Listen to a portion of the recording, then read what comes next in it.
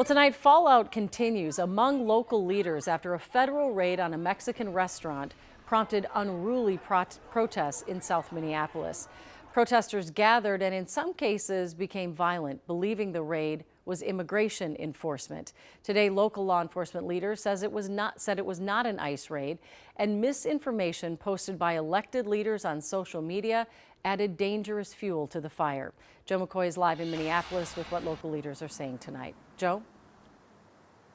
Well, Julie, both local and federal authorities have been very clear that this raid was related to a transnational criminal investigation, not immigration. But unfortunately, because the way things were conducted and because of misinformation online, the situation got out of hand. Take your mask down! As tensions and confusion grew amongst community members and leaders over the federal raid on a local Mexican restaurant chain Tuesday, misinformation on social media only made the situation worse.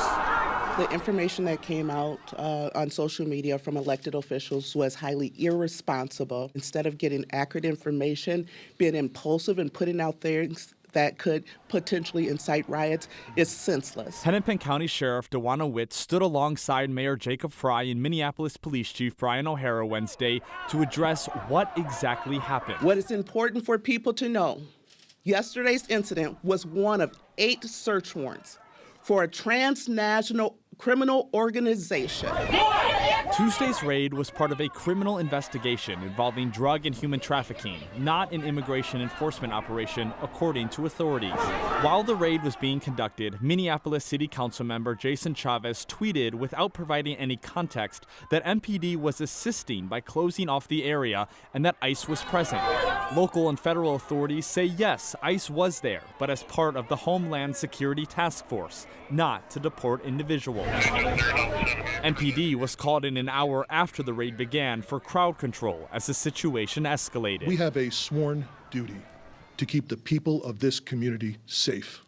That doesn't go through a political filter. City and county leaders acknowledge the feds could have handled the raid better. To some degree, I think some of this was tone deaf. Both O'Hara and Witt say they are talking to the feds about how to prevent this sort of unrest in the future. There are a lot of unnecessary things that happened yesterday on all levels.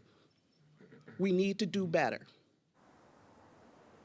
The city of Minneapolis has a separation ordinance that states MPD will not assist in enforcing federal immigration laws. Police Chief Brian O'Hara says MPD learned about this raid after it started. Julie. All right. Thank you, Joe.